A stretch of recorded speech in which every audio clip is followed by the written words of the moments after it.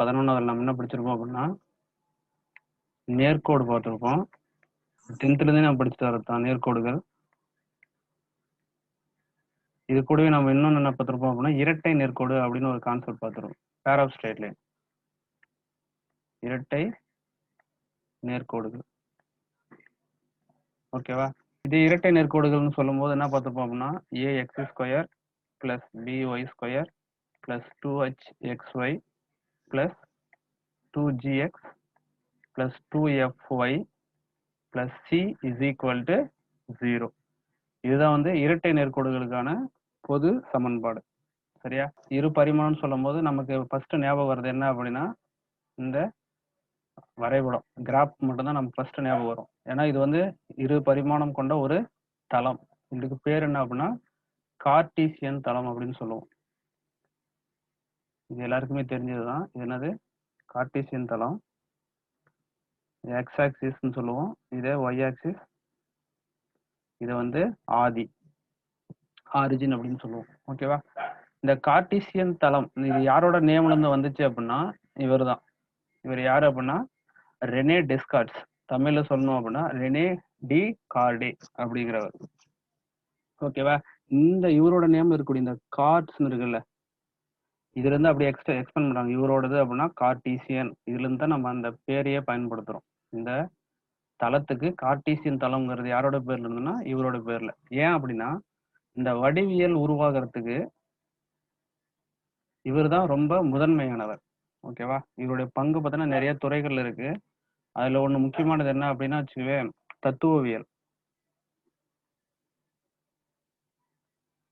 இது எல்லாமே சும்மா ஒரு பிரீஃப் தெரிஞ்சுக்கிறதுக்காக அந்த பாடத்தை பத்தி.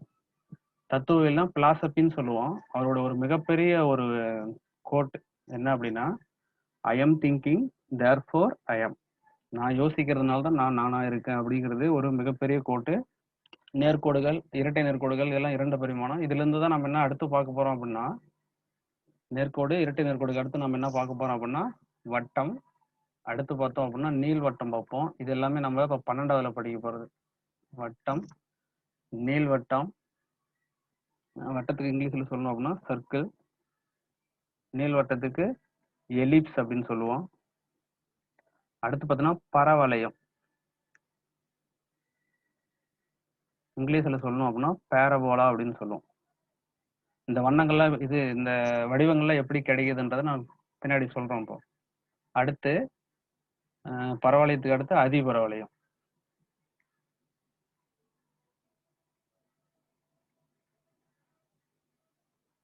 ஹைப்பர்போலான்னு இங்கிலீஷ்ல சொல்லுவோம். ஓகேவா? இது எல்லாமே வடிவங்கள்னு சொல்றதை விட வளைவரைகள்னு சொல்லலாம்.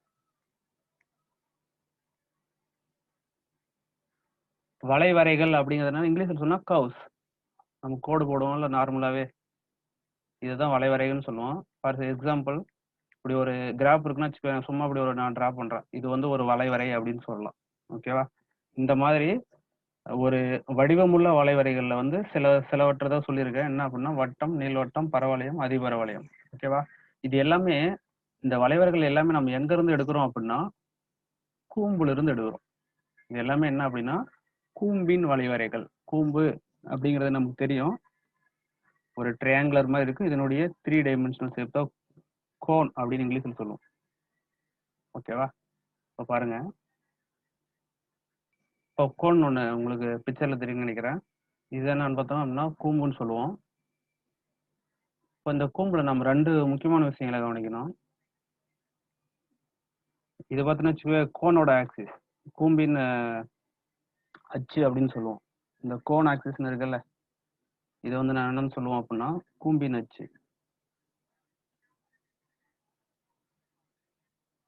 இது சாய்வு கோணம். இது நான் என்ன செய்யறேன்னா வச்சுக்குவேன், இது ஒரு கேக் மாதிரி நினைச்சுக்கோங்க. ஓகேவா? ஒரு தளம் எடுத்துக்கிறேன். தளம்னும் போது சும்மா ஒரு நைஃப்னு வச்சுக்கோங்க, கத்தின்னு வச்சுப்பாங்க. சரியா? இப்போ அந்த கேக்கை வந்து நான் என்ன பண்றேன்னா வித்தியாசமா கட் பண்றேன். ஃபர்ஸ்ட் எப்படி கட் பண்றேன் அப்படின்னா இதுதான் வந்து நம்ம என்ன பண்ணீங்கன்னா நைஃப்னு வச்சுப்போம். ஓகேவா? இந்த கோனை நான் என்ன பண்றேன்னா வச்சுக்குவேன், அப்படியே கரெக்டா வந்து என்ன பண்றேன்னா சாய்வா இல்லாம நேரா கட் பண்றேன். இப்போ நேரா கட் பண்ணும்போது எனக்கு இங்க ஒரு வடிவம் கிடைக்கும். அதுதான் என்ன அப்படின்னா வட்டம். ஓகேவா? இப்போ இந்த இடத்துல கட் பண்ணும்போது, இப்போ இது 2 பாகமா பிரிஞ்சிரும். இந்த ஃபர்ஸ்ட் பாகத்த நம்ம எடுத்துட்டோம் அப்படின்னா, செகண்ட் பாகம் எப்படி இருக்கும் அப்படின்னா, இந்த மாரி இருக்கும்.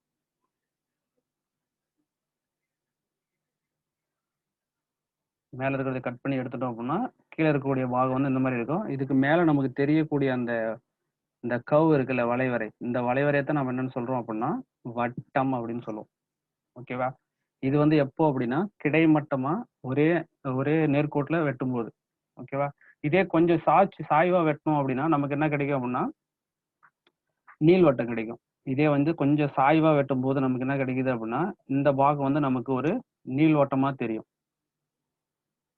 ஓகேவா? இந்த பாகம் நமக்கு ஒரு நீள்வட்டமா தெரியும். இப்ப நாம என்ன பண்றோம் அப்படின்னா, ஃபர்ஸ்ட் இந்த சாய்வான அச்சுன்னு சொன்னோம்ல. இப்ப வெட்டும் பொழுது இந்த சாய்வான அச்சுக்கு இணையா பேரலலா நான் இப்படி ஒரு கட் பண்றேன். இந்த ஆங்கிள்ல கட் பண்றேன் அப்படின்னா, அப்ப எனக்கு என்ன கிடைக்கும்னா, பரவளையம் கிடைக்கும். அதாவது இந்த சாய்வான அச்சுக்கு பேரலலா வெட்டுறேன் நானு. சரியா? அப்படி பேரலலா வெட்டும்போது எனக்கு கிடைக்கக்கூடிய வடிவம் என்ன அப்படின்னு பார்த்தீங்கன்னா, இதுதான் பேரபோலா அப்படின்னு சொல்லுவோம். அதாவது பரவளையம். இந்த மாரி இருக்கும். இந்த மாரி இருக்கும். இது பேரபோலா. பரவளையம். ஓகேவா? இது ஹைப்பர்போலா. என்ன செய்ய போறோம் அப்படின்னா, 2 கோன் எடுத்துக்கிறோம். ஹைப்பர்போலான்னு சொல்லும்போது 2 கோன் எடுத்துக்கிட்டு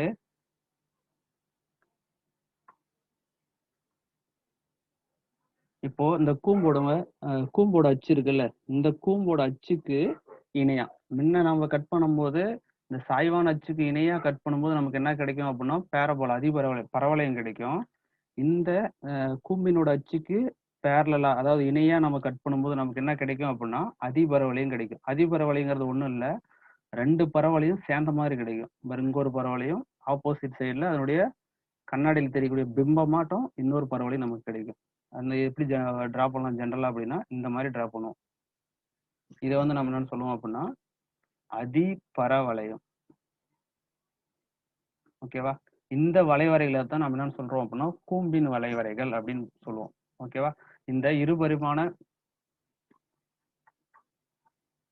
வடிவியல்ல வந்து நம்ம இப்ப இந்த இந்த 5த் சாப்டர்ல பார்க்கிறது எல்லாமே ஃபர்ஸ்ட் சர்க்கிள் வட்டங்கள், அடுத்து பார்த்தோம்னா நீள்வட்டம், எலிப்ஸ், அடுத்து நம்ம பார்க்க போறது பரவளையம், பேரபோலா, அடுத்து லாஸ்ட்டா பார்க்கறது அதிபரவளையம், ஹைப்பர்போலா. இந்த 4 வடிவங்கள பத்தி மட்டும் தான் பார்க்க போறோம். இந்த 4 வடிவத்த நம்ம என்னென்ன பார்ப்போம் அப்படின்னா, பொது சமன்பாடு,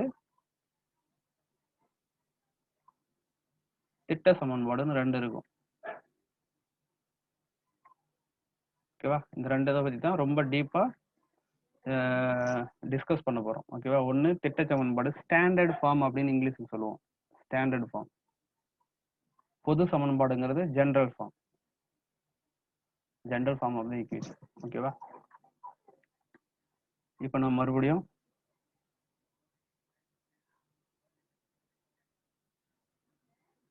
ஓகே. மறுபடியும் நம்ம வட்டத்துக்கு ஃபர்ஸ்ட் நம்ம பார்க்க போறது என்ன அப்படின்னா, வட்டங்கள்.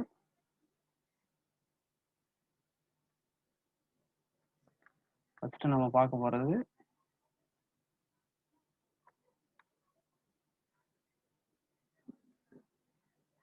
வட்டங்கள். ஓகேவா? வட்டம்னு சொல்லும்போது அதை நம்ம எப்படி எழுதுனா நியமப்பாதை படிச்சிருப்போம் நம்ம 11ஆம் வகுப்புல. 11ஆம் வகுப்பு நியமப்பாதை என்னன்னா, ஒரு நிலைப்புள்ளியை வச்சுட்டு ஒரு நகரும் புள்ளி வந்து ஒரு குறிப்பிட்ட கண்டிஷன், அதாவது ஒரு குறிப்பிட்ட கட்டளையின் கீழ் இந்த நகரும் புள்ளி நகர்ந்துட்டே இருந்துச்சுன்னா, அந்த புள்ளி செல்லக்கூடிய பாதையை தான் நம்ம வந்து நியமப்பாதை அப்படின்னு படிச்சிருப்போம். ஓகேவா? அதாவது ஒரு நிலையான புள்ளி, ஒரு புள்ளியை வந்து நான் என்ன பண்ணுவேன்னா, அங்க வந்து சீன்னு எடுத்துக்கிறேன். இந்த சிங்கிற புள்ளி வந்து நிலையான புள்ளி, நிலை புள்ளின்னு வச்சுப்போம். ஓகேவா? அடுத்து ஒரு பாயிண்ட் எடுத்து நம்ம மற்றொரு புள்ளி எடுத்துக்கிறோம் பீன்னு. இந்த புள்ளியை வந்து நகரும் புள்ளின்னு வச்சுப்போம். ஓகேவா? இப்போ இந்த நகரும் புள்ளி பி ஆனது வந்து நகர்ந்துகிட்டே இருக்கணும். என்ன கண்டிஷன், அது என்ன கட்டளையின் கீழ் நகரணும் அப்படின்னா, இந்த பிக்கும் சிக்கும் நடுவில் இருக்கிற இந்த தொலைவு வந்து மாறாத தொலைவுல.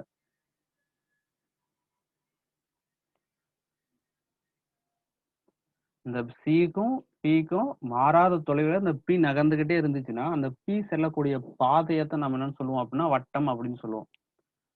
செக் பண்ணி பார்ப்போமே. இப்போ நான் என்ன பண்றேன்னா இந்த பியை வந்து நான் நகர்த்த போறேன்.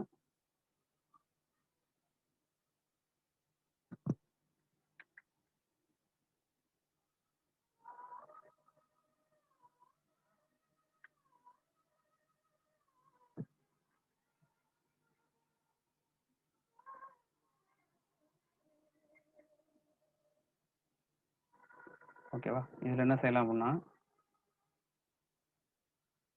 இது மையம் கரெக்டா இருக்குன்றதுக்காக நான் மையத்தை மட்டும் மாத்திக்கிறேன். இதுதான் சி. இப்போ இந்த வட்டத்துல பார்த்தோம் அப்படின்னா மையப்புள்ளியிலிருந்து வளைவரின் மேல எந்த புள்ளியை நம்ம டச் பண்ணாலும் இது ரெண்டுக்கும் நடுவில் இருக்கக்கூடிய தொலைவானது எப்பவுமே மாறாது. இப்படி மாறாம இருக்கக்கூடிய தொலைவை தான் நம்ம என்னன்னு சொல்லுவோம் அப்படின்னா ஆரம் அப்படின்னு சொல்லுவோம். வட்டத்தோட மையப்புள்ளியிலிருந்து அதனுடைய இந்த விளிம்பில் இருக்கக்கூடிய எந்த ஒரு புள்ளியை வந்து நம்ம தொடர்பு படுத்தினாலும் அதுக்கு இடையில இருக்கக்கூடிய இந்த தொலைவை நம்ம என்னன்னு சொல்லுவோம் அப்படின்னா ஆர்ன்னு சொல்லுவோம். நம்ம எங்க டச் பண்ணாலும் இந்த டிஸ்டன்ஸ், இந்த ஆர் அப்படின்னு சொல்லுவோம். இந்த தொலைவானது எப்பவுமே நமக்கு மாறவே மாறாது. ஓகேவா? அப்படி மாறாம இந்த நகரும் பியோடைய நிலைமை பாதையத்தை நம்ம என்னன்னு சொல்றோம் அப்படின்னா வட்டம் அப்படின்னு சொல்லுவோம். ஓகேவா? சரி, அடுத்து வட்டத்தை பத்தி இன்னும் நம்ம டீப்பா பார்ப்போம். நான் ஃபர்ஸ்ட் இந்த கிராஃப் ஒன்று வரைஞ்சுக்கிறேன்.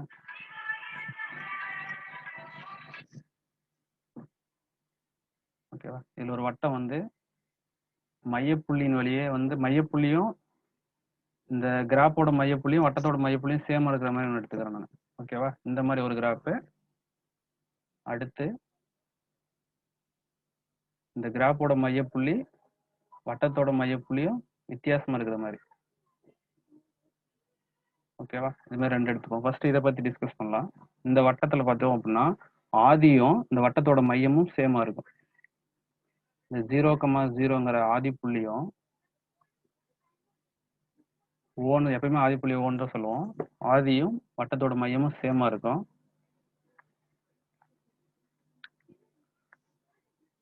ஓகேவா? இப்போ நான் என்ன பண்றேன்னா இந்த வட்டத்து மேல ஒரு பாயிண்ட் எடுத்து அந்த நகரும் புள்ளியான பின்னு ஒன்று எடுத்துக்கிறேன். இந்த பிங்கிறத வந்து சம் எக்ஸ் கமா ஒய், ஏதாவது ஒரு புள்ளி.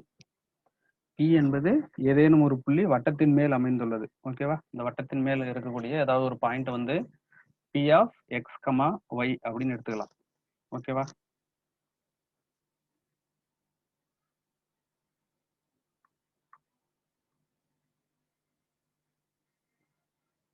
ஓகே, இப்போ இந்த ஆரம் பார்த்தோம் அப்படின்னா ஆரம்ன்றது எப்பவுமே மாறாத ஒண்ணு.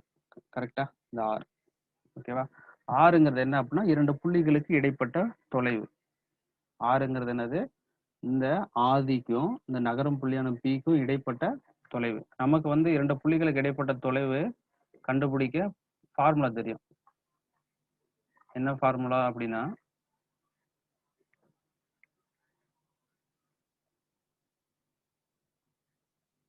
இரண்டு புள்ளிகளுக்கு இடைப்பட்ட தொலைவு என்னன்னு பார்த்தோம் அப்படின்னா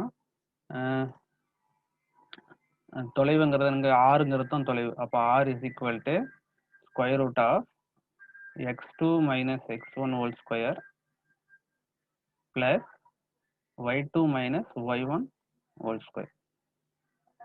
ஓகேவா? இப்போ ரெண்டு புள்ளி இருக்கு. இந்த புள்ளியை வந்து x1, y1 வச்சுக்குவோம்.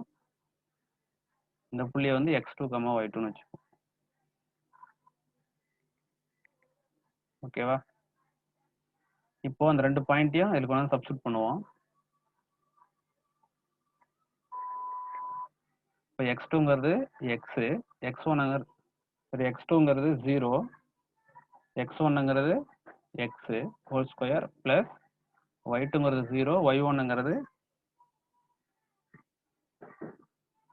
y. ஓகேவா? இப்போ இதை ஸ்கொயர் பண்ணும்போது நமக்கு என்ன கிடைக்குன்னா மைனஸ் எக்ஸை ஹோல் ஸ்கொயர் பண்ணால் ப்ளஸ் எக்ஸ் ஸ்கொயர் கிடைக்கும். மைனஸ் ஒய்யை ஸ்கொயர் பண்ணும்போது ப்ளஸ் ஒய் ஸ்கொயர் கிடைக்கும். இது ஆரோட வேல்யூ. இப்போ நான் ரெண்டு பக்கமும் என்ன பண்ணுறேன்னா வர்க்கப்படுத்துகிறேன்.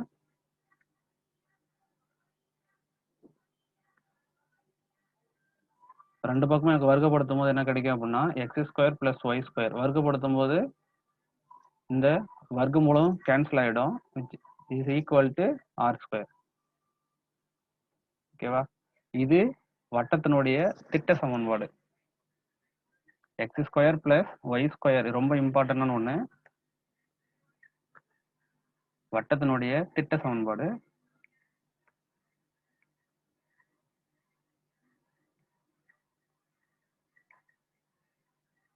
ஓகேவா? எப்போ அப்படின்னா அந்த மையம் வந்து ஆதி புள்ளியா இருக்கணும். ஓகேவா?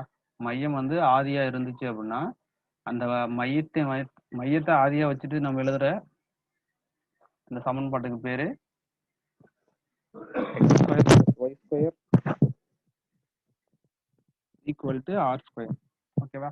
சப்போஸ் மையம் வந்து ஆதியா இல்லாம வேற ஒரு புள்ளியா இருந்துச்சுன்னா என்ன செய்யலாம் அப்படின்னா, அதுக்கு தான் நம்ம என்ன செஞ்சோம் அப்படின்னா ரெண்டாவது ஒரு கிராஃப் டிரா பண்ணோம். சப்போஸ் மையத்துல இல்லாம மையம் வந்து ஆதியில் இல்லாம மையம் வந்து வேற ஒரு இடத்துல இருக்கு அப்படின்னா அதே மாதிரி தான், ஒன்றும் அந்த அளவுக்கு பெரிய சேஞ்சஸ் கிடையாது.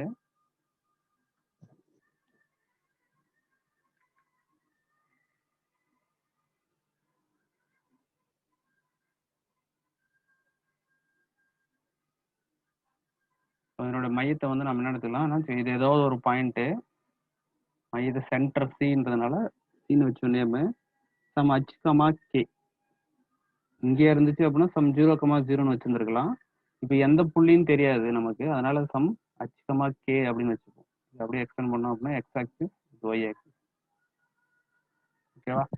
இப்போ இந்த வட்டத்தின் மேல ஏதாவது ஒரு பாயிண்ட் எடுத்துக்கலாம். இது பி, இது அதே சேம் எக்ஸ், ஒய். இப்போ மறுபடியும் நான் என்ன செய்யறேன் அப்படின்னா இந்த சியையும் பியையும் கனெக்ட் பண்ணும்போது ஒரு தொலைவு கிடைக்கும். அந்த தொலைவு தான் என்ன அப்படின்னா ஆரம். ஓகேவா? இப்போ நான் இதுல இருந்து நான் என்ன செய்யறேன், மறுபடியும் அந்த தொலைவு இரண்டு புள்ளிகளுக்கு இடைப்பட்ட தொலைவு ஆரம் r is equal to square root of x2 minus x1 whole ஸ்கொயர்னு சொன்னா, அப்போ இது வந்து x1, y1 வச்சுப்போம், இது x2, y2 வச்சுப்போம். அப்போ x2 மைனஸ் x1 அப்படின்னா x minus h whole square plus இங்க பார்த்தோம்னா y2 மைனஸ் y1 போது y minus k, y minus k whole square. ஓகேவா? ரெண்டு பக்கமும் ஸ்கொயர் பண்ணலாம். ரெண்டு பக்கமும் வர்க்கப்படுத்தும் போது நமக்கு இங்க ஆர் ஸ்கொயர்னு கிடைக்கும். இந்த ரூட் கேன்சல் ஆயிடும்.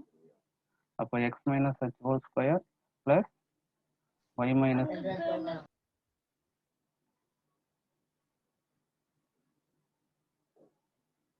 ஓகேவா? இது வட்டத்தோட திட்ட சமன்பாடு தான். எப்போ அப்படின்னா வட்டத்தோட மையமும் ஆதியும் வேறு வேறா இருக்கும்போது. ஓகேவா? சரி, அடுத்து பொது சமன்பாடு எழுதலாம்.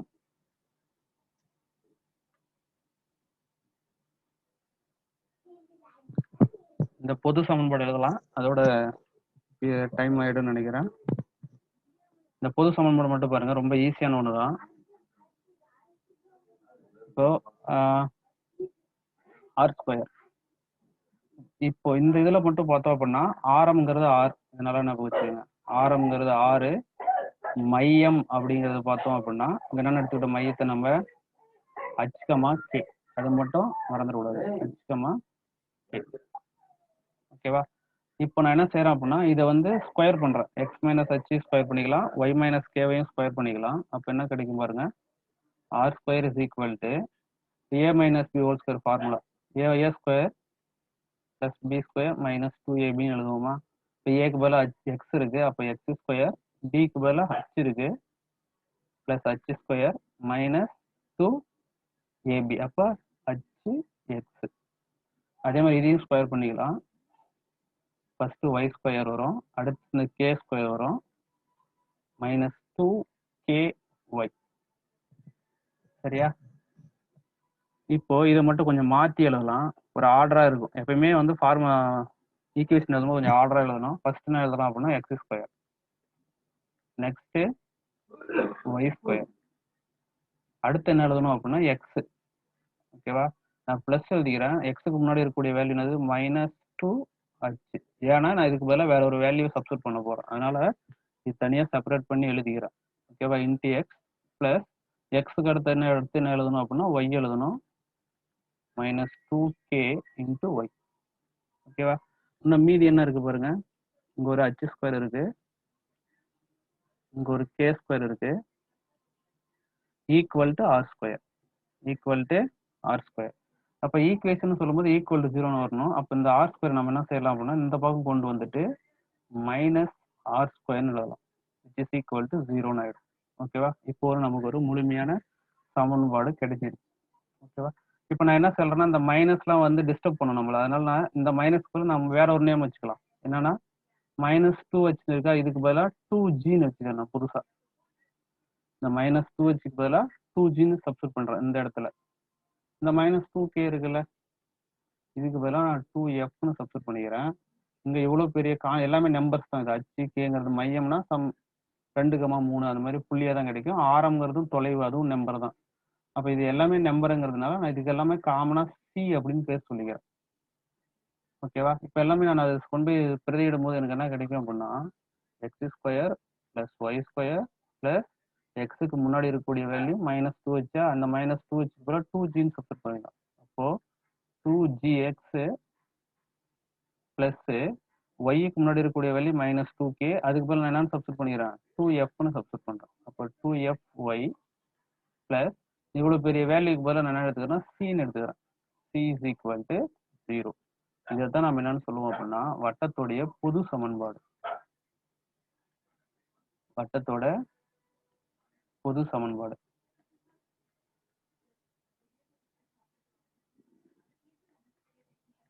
ஓகேவா? அடுத்து நாம 2 முக்கியமான விஷயம் தெரிஞ்சுக்கணும். இப்போ வந்து திட்ட சமன்பாட்டுல பார்த்தோம்னா வச்சுக்க, ஆரம் 6, அதனுடைய மையம் வந்து h, kன்னு நம்மளால கண்டுபிடிக்க முடியுது. சப்போஸ் நமக்கு பொது சமன்பாடு கொடுத்துருந்தாங்கன்னா ஆரமும் மையமும் கண்டுபிடிக்க தெரியணும். ஓகேவா? இப்போ மையம்ங்கிறது பாருங்க, மையம்ங்கிறது h, kங்கிறது தான் மையம். ஓகேவா? இப்போ ஹோட வேல்யூ கேயோட வேல்யூ நம்ம கண்டுபிடிக்கணும். இங்க பாரு -2h is equal to -2Gன்னு இருக்கு. -2h is equal to 2G. எனக்கு ஹோட வேல்யூ மட்டும் தான் வேணும். இந்த 2 கேன்சல் ஆயிடும். இந்த மைனஸ் எல்லாம் ரெண்டு பக்கம் மல்டிப்ளை பண்ணோம் அப்படின்னா h is equal to -G. அப்போ மையத்தோட ஒரு புள்ளி நான் கண்டுபிடிச்சிட்டேன், -G. அடுத்து -2k is equal to 2F. -2k is equal to 2F. இந்த 2 கூட கேன்சல் பண்ணிடலாம். ஒரு மைனஸால மல்டிப்ளை பண்ணோம் அப்படின்னா k equal to -F. அப்போ வட்டத்தோட பொது சமன்பாடு கொடுத்தாங்க அப்படின்னா இந்த சமன்பாட்டில இருந்து நம்மளால என்ன கண்டுபிடிக்க முடியும் அப்படின்னா மையம் கண்டுபிடிக்க முடியும். மையம் என்ன? -G, -F. இப்ப ஜிங்கிறது என்ன அப்படின்னா எக்ஸோட கெழுவுல பாதி, எக்ஸோட கெழுவுல பாதி. எஃப்ங்கிறது என்ன அப்படின்னா ஒய்யோட கெழுவுல பாதி. ஓகேவா? அது ரெண்டுக்கும் நம்ம மைனஸ் பண்ணோம் அப்படின்னா அதுதான் நமக்கு மையம். இதே ஆரம் வேணும் அப்படின்னா இங்க பாருங்க, இந்த சிக்கு பதில் என்ன வேல்யூ சப்ஸ்டிட் பண்ணியிருக்கோம், h² + k², k² - r² is equal to c substitute பண்ணிருக்கோமா? இங்க 6 இருக்கு பாருங்க. இதுல இருந்து நம்ம ஆரத்தை கண்டுபிடிச்சிக்கலாம். இது இந்த பக்கமும் இந்த சி இந்த பக்கமும் கொண்டு வந்துடலாம். இந்த மைனஸ் அந்த பக்கம் வச்சுன்னா பிளஸ், இந்த பிளஸ் இந்த பக்கம் வச்சுன்னா மைனஸ். அப்போ h² + k² - c is equal to r² எழுதலாம். ஓகேவா? இந்த ஹச்சுக்கும் கேக்கும் பதிலாக இந்த ஜியையும் எஃப்ஐயும் சப்ஸ்டிட் பண்ணிக்கலாம். அப்போ ஹச்சுக்கு பதிலாக நமக்கு தெரியும் -G (2), கேக்கு பதிலாக -h sorry f (2) - c is equal to r². இதை ஸ்கொயர் பண்ணும்போது நமக்கு g² கிடைக்கும், இதை ஸ்கொயர் பண்ணும்போது f² கிடைக்கும். -c is equal to r². ஆரம்ங்கிறது r மட்டும்தான், r² கிடையாது. அப்ப ரெண்டு பக்கமும் வர்க்க மூலம் எடுத்துடலாம். ரெண்டு பக்கமும் வர்க்க மூலம் எடுத்துட்டோம் அப்படின்னா என்ன கிடைக்கும் நமக்கு? r is equal to √g² + f² - c. இது ஆரம் கண்டுபிடிக்கிறதுக்கான ஃபார்முலா. இதுவும் கட்டாயமா 1 மார்க்லயோ 2 மார்க்லயோ வரும். அதே மாதிரி மையப்புள்ளி கண்டுபிடிக்கிறதும் கண்டிப்பா நமக்கு ஒரு 1 மார்க் வரும். ஓகேவா? இதுதான் வட்டத்தோடைய திட்ட சமன்பாடு மற்றும் பொது சமன்பாடு. நம்ம என்ன புதுசாக ஸ்டார்ட் பண்ணிருக்கோம் ஒரு பாடம் அப்படின்னா இருபரிமாண பகுமுறை வடிவியல். அது இங்கிலீஷ்ல சொல்லணும் அப்படின்னா 2 dimensional analytical geometry. ஜாமெண்ட்ரியை அனாலிசிஸ் பண்ண போறோம், அவ்வளவுதான். பகுமுறை அப்படின்னா ஆராயிறது. ஓகேவா? நம்ம ஏற்கனவே படிச்சது என்ன படிச்சிருப்போம் அப்படின்னா நேர்கோடுகளும் இரட்டை நேர்கோடுகளை பத்தி பார்த்துருக்கோம். இப்போ இந்த இரட்டை நேர்கோடுல இருக்கக்கூடிய ஃபார்முலாவும் நாம கண்டுபிடிச்ச வட்டத்தோட ஃபார்முலாவும் கிட்டத்தட்ட ஒரே மாதிரி இருக்கும். ஓகேவா? பாருங்க, இரட்டை நேர்கோடோட பொது வடிவம் வந்து ax square plus by square plus 2hxy plus 2gx plus 2fy plus c is equal to 0. இது வந்து இரட்டை நேர்கோடுக்கான பொது சமன்பாடு. இப்போ வட்டத்தோட பொது சமன்பாடுன்னு போது X square plus Y square plus 2gx plus 2fy plus c is equal to 0. இங்க நமக்கு என்ன வராது அப்படின்னா இந்த xyங்கிற டேர்ம் வராது. சப்போஸ் xyங்கிற டேர்ம் வந்து அதை வட்டம்னு சொன்னாங்கன்னா இந்த xyக்கு பதிலாக நம்ம என்ன எடுத்துக்கலாம், இந்த 2hக்கு பதிலாக 0 அப்படின்னு எடுத்துக்கலாம். ஓகேவா? அப்போ xyயோட கெழு 0வா இருக்கும். அதே சமயத்துல இந்த எக்ஸ் ஸ்கொயரோட கெழுவும் ஒய் ஸ்கொயரோட கெழுவும் இங்க ஒரே மாதிரி இருக்கும், ஒன்றுன்னு தான் இருக்கும். சப்போஸ் வேற ஏதாவது நம்பர் இருந்துச்சு அப்படின்னா அது வந்து மாற்று வடிவம்னு சொல்லுவோம். இங்க 4 இருக்குன்னா இங்கேயும் கண்டிப்பா 4 தான் இருக்கும். இந்த ஒய் ஸ்கொயரோட கெழுவும் எக்ஸ் ஸ்கொயரோட கெழுவும் எப்பவுமே மாறாது. அதனாலதான் இரட்டை நேர்கோடோட சமன்பாடு எழுதுனா அதுல இருந்து கிட்டத்தட்ட ஒரே மாதிரியா தான் இருக்கும் வட்டத்தோட பொது சமன்பாடு. ஓகேவா? அடுத்து நெக்ஸ்ட் இவர் பார்த்தோம், டிஸ்கார்ட்ஸ் கார்டீசியன் தளம் அவரோட பேர்ல தான் வந்துச்சு அப்படின்னு. அடுத்து பார்த்தோன்னா கூம்பின் வளைவரைகள் அப்படின்னு சொல்ல பார்த்தோம். கூம்பின் வளைவரைகள் என்னென்ன அப்படின்னா வட்டம், நீள்வட்டம், பரவளையம், அதிபரவளையம். இதை வந்து இங்கிலீஷ்ல என்ன சொல்லுவோம் அப்படின்னா கோனிக் செக்ஷன்ஸ் சொல்லுவோம். ஒரு கோன்ல இருந்து கட் பண்ணி எடுக்கக்கூடிய செக்ஷனை தான் கோனிக் செக்ஷன்ஸ் சொல்லுவோம். அதுதான் கூம்பின் வளைவரைகள். இது 4. இப்போ நம்ம ஃபர்ஸ்ட் எதை பத்தி பார்க்க போறோம் அப்படின்னா வட்டம். வட்டம் அப்படிங்கிறது என்னன்னா மையப்புள்ளியிலிருந்து நகரும் புள்ளிக்கு மாறாத தொலைவுல அந்த புள்ளி நகரக்கூடிய பாதையை தான் நம்ம வந்து வட்டம்னு சொல்லுவோம். இந்த வட்டம், நீள்வட்டம், பரவளையம், அதிபரவளையம் எல்லாமே என்னன்னு பார்த்தோம் அப்படின்னா வளைவரைகள். ஓகேவா? எல்லாமே என்னது? வளைவரைகள். ஓகேவா? வளைவரைகள்ன்றது கவ்.